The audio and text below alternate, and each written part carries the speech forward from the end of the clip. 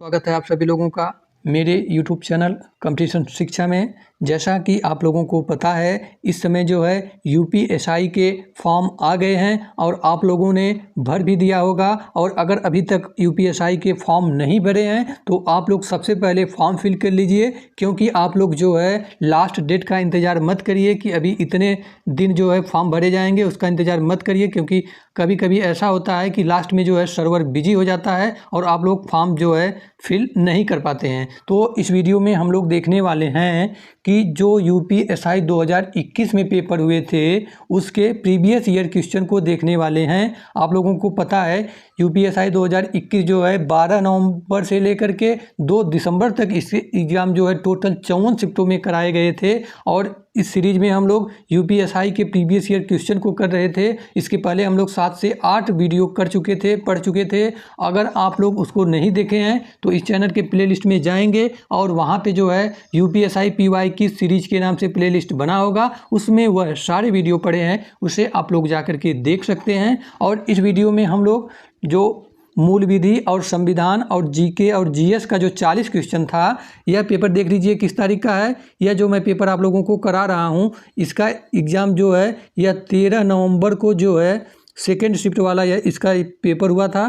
13 नवंबर को second shift में जो एग्ज़ाम हुआ था 12:30 से लेकर के 2:30 बजे तक, वह जो यह पेपर है। और इसमें हम लोग 40 क्वेश्चन देखने वाले हैं कि किस तरह के जीके और जीएस से संबंधित हमारे पेपर में प्रश्न पूछे जाते हैं और उसका कठिनाई का स्तर किस प्रकार रहता है। और अंत में आप लोग ज़रूर बताइएगा कि आपके इन 40 प्रश्नों में से कितने प्रश्न सही हुए हैं। चलिए आप लोगों का समय न बर्बाद करते हुए हम लोग शुरू करते हैं क्वेश्चन नंबर 1 से।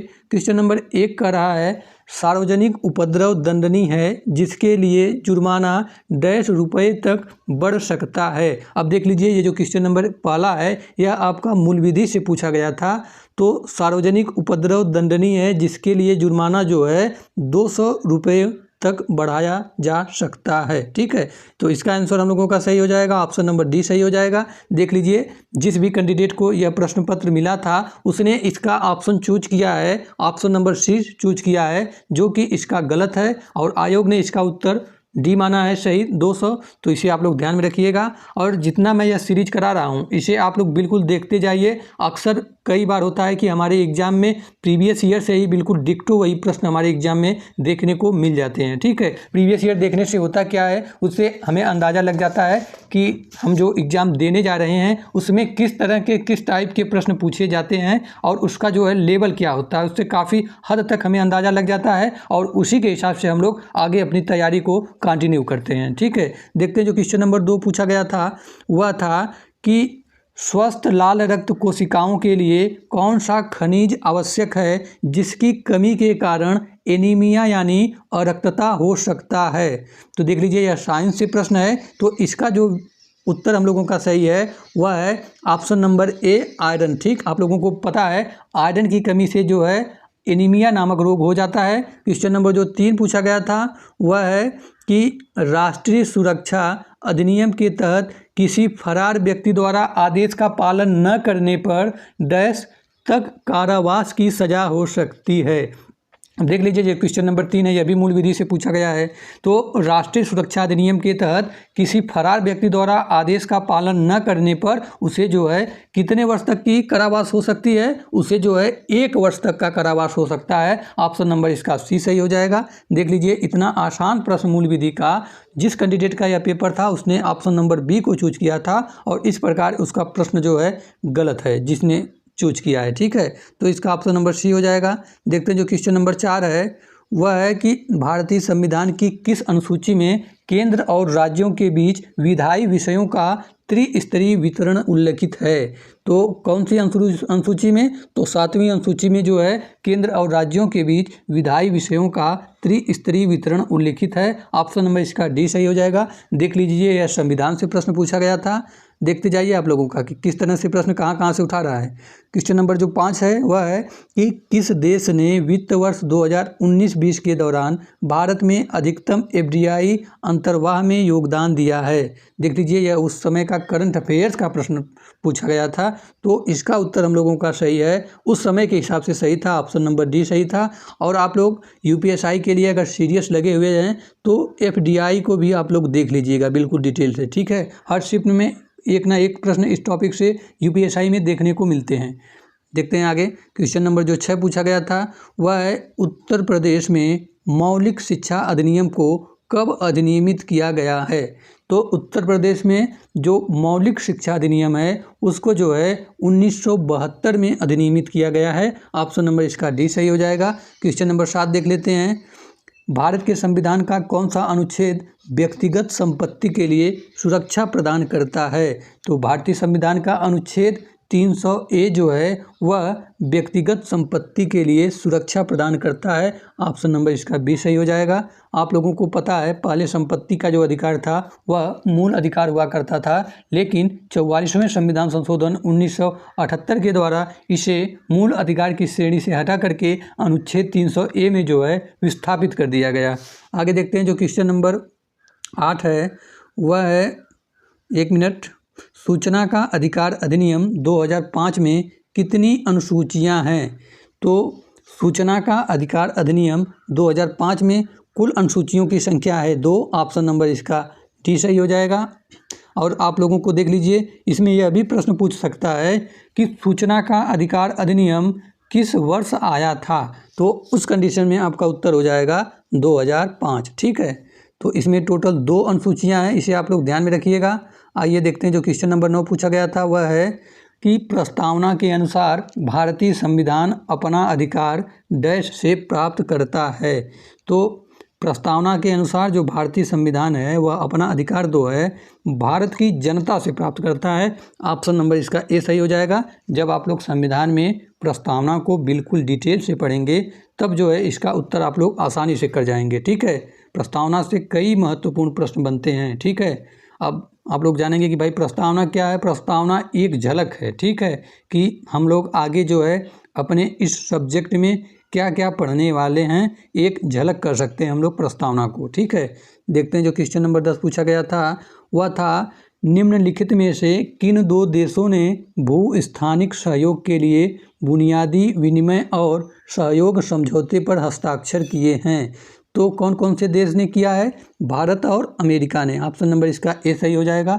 अब देख लीजिए, यह जो है पड़ोसी देशों से संबंध के आधार पर यह प्रश्न पूछा गया था। क्वेश्चन नंबर जो 10 है। क्वेश्चन नंबर 11 पूछा गया था निम्नलिखित में से कौन सा एक कर मुक्त अनुलाभ है।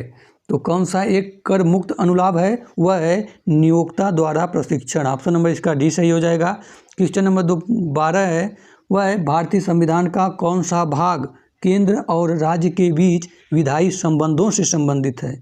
तो भारतीय संविधान का भाग 11 जो है वह केंद्र और राज्यों के बीच विधायी संबंधों से संबंधित है, ठीक है। देख लीजिएगा आप लोग, जितनी अनुसूचियां हैं वह आप लोगों को याद होनी चाहिए और जो महत्वपूर्ण अनुच्छेद हैं वह आप लोगों को याद होने चाहिए। महत्वपूर्ण जो संविधान संशोधन है वो आप लोगों को याद होने चाहिए। और जितने भी 22 भाग हैं संविधान में, 22 भाग आप लोगों को याद होना चाहिए कि कौन से भाग में क्या दिया गया है, ठीक है। देख लीजिए, भाग से सीधे सीधे प्रश्न इसमें पूछ दिया गया है। क्वेश्चन नंबर जो 13 पूछा गया था वह था निम्नलिखित में से कौन सा मांसाहारी का एक उदाहरण है। तो इसका उत्तर जो हम लोगों का सही है, ऑप्शन नंबर इसका सी सही है। आप लोगों को पता है शेर जो है एक मांसाहारी जानवर है, यह जो है मांस को खाना अधिक पसंद करता है, ठीक है। मांसाहारी का मतलब ऐसी जानवर या ऐसा जानवर जो केवल मांस खाता है, ठीक है, वही मांसाहारी है। देखते हैं। जो क्वेश्चन नंबर 14 पूछा गया था वह था जल प्रदूषण की रोकथाम और नियंत्रण अधिनियम किस वर्ष लागू किया गया था। तो जल प्रदूषण की रोकथाम और नियंत्रण अधिनियम को जो है 1974 में लागू किया गया था। ऑप्शन नंबर इसका सी सही हो जाएगा। कब लागू किया गया था? 1974 में। देख लीजिए, जिस कैंडिडेट का यह जो है पेपर था उसने ऑप्शन ए को चूज किया था, जो कि उसका गलत था, ठीक है। देखते हैं। जो क्वेश्चन नंबर 15 पूछा गया था वह था कि भारतीय संविधान में राज्य के नीति निर्देशक तत्वों की अवधारणा को डैश से लिया गया है। तो आप लोगों को पता है हमारे संविधान में जो डायरेक्टिव प्रिंसिपल स्टेट पॉलिसी है उसको जो है आयरिश संविधान से लिया गया है। ऑप्शन नंबर इसका ए सही हो जाएगा। और आयरिश को ही हम लोग आयरलैंड भी कहते हैं, इसे आप लोग ध्यान में रखिएगा। आप लोगों को पता है भाग 4 36 से 51 तक जो है उसमें राज्य के नीति निर्देशक तत्वों का भारतीय संविधान में प्रावधान किया गया है। ठीक है, देखते हैं जो क्वेश्चन नंबर 16 है वह है राष्ट्रीय कृषि उच्च शिक्षा परियोजना विश्व बैंक और भारत सरकार किस अनुपात में वित्त पोषित है। तो यह जो है 50 के अनुपात में जो है वित्त पोषित है। ऑप्शन नंबर इसका डी सही हो जाएगा। देख लीजिए जो क्वेश्चन नंबर 17 पूछा गया था वह था राष्ट्रीय मानवाधिकार आयोग का अध्यक्ष डैश होना चाहिए। तो जो राष्ट्रीय मानवाधिकार आयोग का अध्यक्ष होता है वह जो है सर्वोच्च न्यायालय के सेवानिवृत्त मुख्य न्यायाधीश या सर्वोच्च न्यायालय के सेवानिवृत्त न्यायाधीश होते हैं। ठीक है, ऑप्शन नंबर इसका ए सही हो जाएगा। देख लीजिए आप लोग क्वेश्चन नंबर जो 18 पूछा गया था वह था पादप निकाय के किस भाग को पौधों का खाद्य कारखाना कहा जाता है। तो पादप निकाय के जो पत्ता होता है यानी लीफ होता है उसको जो है पौधों का खाद्य कारखाना कहा जाता है। ऑप्शन नंबर इसका बी सही हो जाएगा। देख लीजिए यह आपका जो है जीव विज्ञान से प्रश्न है, तो विज्ञान को भी आप लोगों को पढ़ना है, ऐसा नहीं है कि आप लोग कोई सब्जेक्ट छोड़ के आप लोग वहाँ जा सकते हैं। ठीक है, क्वेश्चन नंबर 19 जो पूछा गया था वह है 1498 में भारत पहुँचने वाले पहले यूरोपीय कौन थे। तो पता है आप लोगों को 1498 में भारत पहुँचने वाले पहले यूरोपीय थे पुर्तगाली। ठीक है, जिसमें सबसे पहला व्यक्ति था वास्को डिगामा। उसने 1498 ईस्वी में कालीकट के तट पर पहुंचा था। ठीक है, देखते हैं जो क्वेश्चन नंबर 20 है वह है 2011 की जनगणना के अनुसार ग्रामीण भारत में निम्नलिखित में से किस राज्य में सबसे कम अशोधित जन्म दर है। तो देख लीजिए यह जनगणना से भी संबंधित आप लोगों के पेपर में प्रश्न पूछे गए थे, तो आप लोगों को जनगणना भी अच्छे से पढ़ के जाना है। तो इसका जो विकल्प हम लोगों का सही है ऑप्शन नंबर सी केरल हो जाएगा। क्वेश्चन नंबर जो 21 पूछा गया था वह है के रामकृष्णन बनाम केरल राज्य में केरल उच्च न्यायालय का निर्णय डैश के संबंध में एक ऐतिहासिक निर्णय है। तो देख लीजिए यह आपका वाद से संबंधित प्रश्न है। तो जितने भी प्रीवियस ईयर में जितने भी शिफ्ट हुए हैं यूपीएसआई में प्रत्येक शिफ्ट में जो है 1 से 2 प्रश्न जो है वाद से पूछे गए हैं। तो आप लोगों को सुप्रीम कोर्ट के जितने भी महत्वपूर्ण वाद हैं उसे आप लोग याद कर लीजिएगा, क्योंकि आप लोग मान के चलिए कि वाद से आप लोगों के एग्जाम में जो है 1 से 2 प्रश्न देखने को मिलेगा, हर शिफ्ट में मिलेगा। ठीक है, तो इसका विकल्प हम लोगों का जो सही था वह ऑप्शन नंबर बी सही था, सार्वजनिक स्थानों पर धूम्रपान। ठीक है, क्वेश्चन नंबर 22 देख लेते हैं वह है कि भारतीय संविधान का कौन सा अनुच्छेद बेगार यानी बंधुआ मजदूरी पर रोक लगाता है। तो भारतीय संविधान का अनुच्छेद 23 यह जो है वह बंधुआ मजदूरी पर रोक लगाता है। ठीक है, अब हम लोग जान लेते हैं भाई बेगार किसे कहते हैं। बेगार उसे हम लोग कहते हैं जैसे किसी आदमी को हमने काम पर लगाया और अपना काम करा लिया और उसके एवज में हम लोग जो उसकी मजदूरी होती है, जो पैसा होता है वह हम लोग नहीं दिए। ठीक है, काम के बदले पैसा न देना ही बेगार कहलाता है। इसे आप लोग ध्यान में रखिएगा। तो क्वेश्चन नंबर 22 का आंसर हम लोगों का डी सही हो जाएगा। भारतीय संविधान का अनुच्छेद 23 जो है वह बेगार पर रोक लगाता है। क्वेश्चन नंबर जो 23 है वह देख लेते हैं। तो यदि कोई विदेशी नागरिक अश्लील सामग्री प्रकाशित करने के लिए भारतीय सर्वर का उपयोग करता है तो वह डैश के तहत दंडनीय हो सकता है। तो यदि कोई विदेशी नागरिक अश्लील सामग्री प्रकाशित करने के लिए भारतीय सर्वर का उपयोग करता है तो वह जो है भारत में साइबर कानून के तहत जो है दंडनीय हो सकता है। ऑप्शन नंबर इसका बी सही हो जाएगा। ठीक है, देख लेते हैं जो क्वेश्चन नंबर 24 पूछा गया था वह था कि भारतीय संविधान के किस अनुच्छेद में उल्लेखित है कि सर्वोच्च न्यायालय एक अभिलेख न्यायालय यानी कोर्ट ऑफ रिकॉर्ड होगा। तो कौन से अनुच्छेद में यह बात उल्लिखित है। तो अनुच्छेद 129 कहता है कि सर्वोच्च न्यायालय एक अभिलेख न्यायालय होगा। ठीक, अनुच्छेद कितना 129, इसे आप लोग ध्यान में रखिएगा। देख लीजिए आप लोग संविधान से भर भर के प्रश्न आप लोगों को पूछे गए थे। तो आप लोगों को जीके जीएस और मूल विधि और संविधान में सबसे पहले आप लोगों को संविधान को बिल्कुल कॉन्सेप्ट के साथ तैयार कर लेना है और फैक्ट भी तैयार कर लेना है। ठीक है, क्योंकि आप लोगों के एग्जाम में 40 क्वेश्चन में से 16 से 17 प्रश्न जो है केवल और केवल संविधान से पूछे जाते हैं। ठीक है, तो आइए हम लोग देखते हैं क्वेश्चन नंबर 25। भारतीय संविधान के अनुसार कारखाने में रोजगार के लिए बच्चे की न्यूनतम आयु कितनी होनी चाहिए।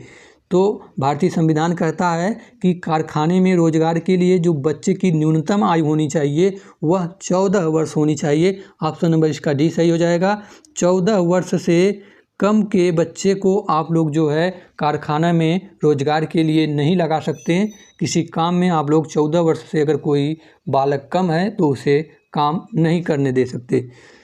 देख लीजिए, ये जो जिसका यह प्रश्न पत्र था उसने ऑप्शन नंबर बी को सही माना था, चूज ऑप्शन किया था, तो इसका उत्तर जो है गलत था, क्योंकि आप लोगों को पता है यह कितना आसान प्रश्न है और जिस कैंडिडेट का यह था उसने जो है गलत कर दिया है। क्वेश्चन नंबर 26 जो पूछा गया था उसको देख लेते हैं।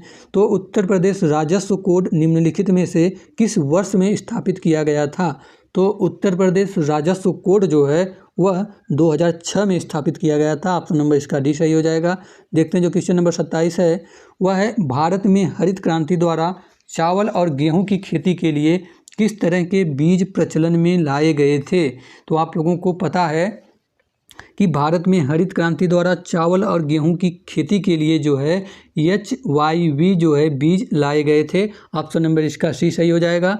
देखते हैं जो क्वेश्चन नंबर 28 पूछा गया था वह था किसी वर्ड डॉक्यूमेंट में पाठ्य को पृष्ठ के बाएं और दाएं दोनों मार्जिन में सेट करने के लिए किस संरेखण या अलाइनमेंट का उपयोग किया जाता है? देख लीजिए, आप लोगों का कंप्यूटर से प्रश्न पूछा गया था, तो इसका जो विकल्प सही था हम लोगों का ऑप्शन नंबर ये सही था, जस्टिफाइड अलाइनमेंट के द्वारा यह काम किया जाता है। ठीक है, देखते हैं जो क्वेश्चन नंबर 29 पूछा गया था वह था भारतीय संविधान का निम्नलिखित में से कौन सा अनुच्छेद राष्ट्रपति को राज्यों में राष्ट्रपति शासन लगाने का अधिकार देता है?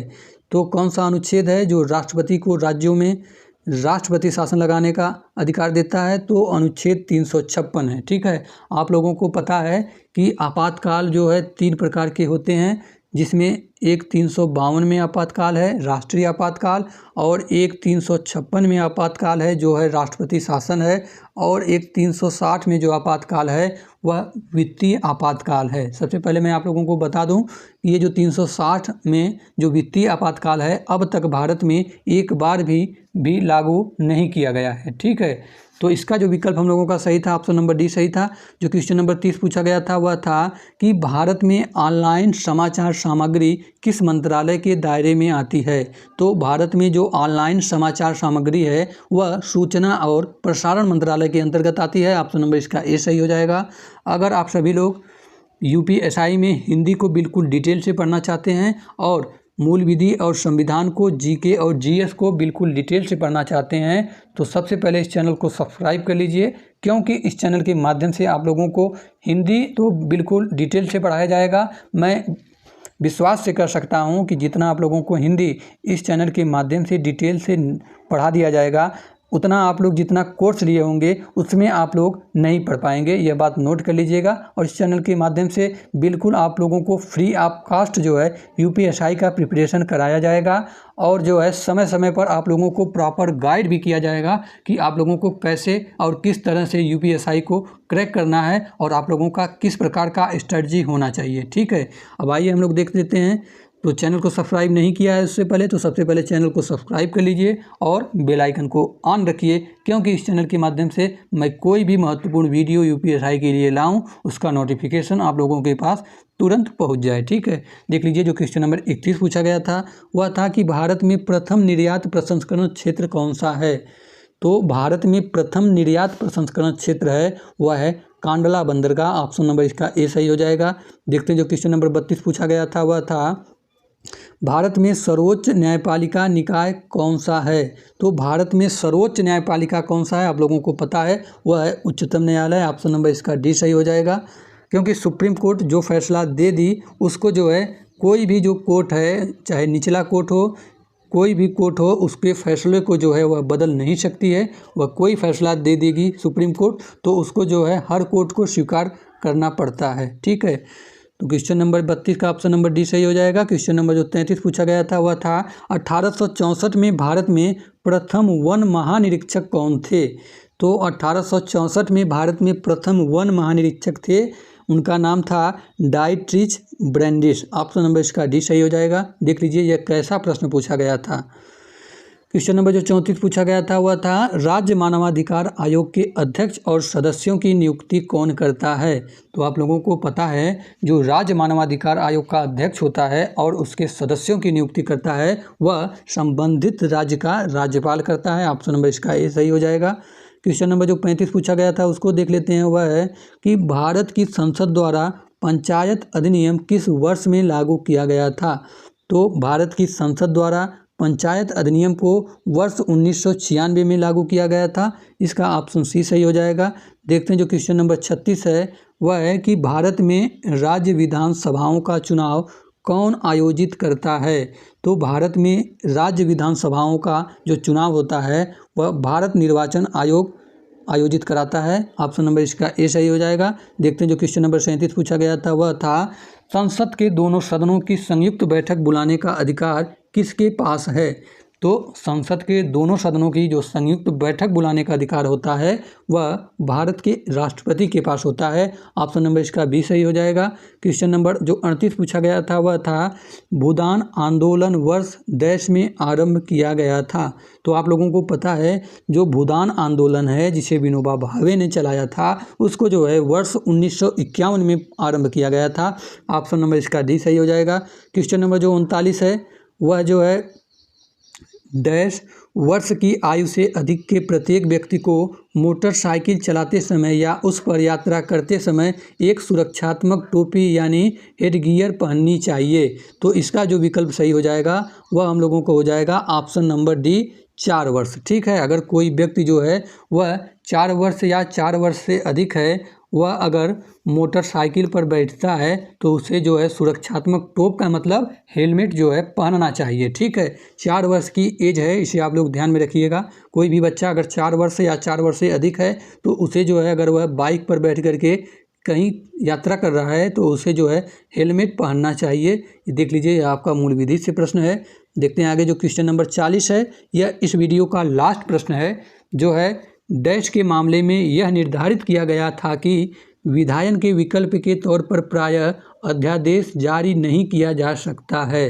देख लीजिए मैंने बताया था ना, ये देख लीजिए इस 40 प्रश्न में से यह दूसरा प्रश्न जो है वाद से संबंधित है। ठीक है, तो जितने भी महत्वपूर्ण वाद हैं चाहे वह सुप्रीम कोर्ट के हैं चाहे वह हाई कोर्ट के हों उसे आप सभी लोग नोट करके तैयार कर लीजिएगा। ठीक है, अगर आप लोग चाहते हैं वाद पूरे डिटेल से पढ़ना चाहते हैं सुप्रीम कोर्ट के महत्वपूर्ण वाद और हाई कोर्ट के महत्वपूर्ण वाद को तो आप लोग कमेंट बॉक्स में कर दीजिए कि हाँ सर हम लोग वाद पढ़ना चाहते हैं। तो उसी के हिसाब से मैं आगे नेक्स्ट वीडियो जो लाऊंगा वह वाद के ऊपर लाऊंगा और उसे बिल्कुल आप लोग डिटेल से मैं उसे समझा दूंगा। आप लोगों को कभी नहीं भूलेगा, मेरा इस तरह समझाने का तरीका होगा। ठीक है, तो जो इसका विकल्प हम लोगों का सही था वह था डीसी वाधवा बनाम बिहार राज्य। ठीक है, तो डीसी वाधवा बनाम बिहार राज्य में यह निर्धारित किया गया था कि विधायन के विकल्प के तौर पर प्रायः अध्यादेश जारी नहीं किया जा सकता है। तो ये रहे 40 प्रश्न जो है आप लोग ज़रूर बताइएगा कि आपके 40 प्रश्नों में से कितने प्रश्न सही हुए हैं। ईमानदारी से बताइएगा, उससे आप लोगों को आपकी तैयारी का अंदाज़ा लग जाएगा कि मेरे अभी तैयारी का लेवल क्या है। और पूरे यूपीएसआई को अच्छे से आप लोग तैयारी करना चाहते हैं तो इस चैनल को सब्सक्राइब कर लीजिए, क्योंकि इस चैनल के माध्यम से आप लोगों को समय समय पर मैंने पहले ही बता चुका हूं कि आप लोगों को प्रॉपर गाइड किया जाएगा। ठीक है, चैनल को सब्सक्राइब कर लीजिए, बेल आइकन को ऑन कर लीजिए। तब तक मिलते हैं नेक्स्ट वीडियो में। जय हिंद, जय भारत।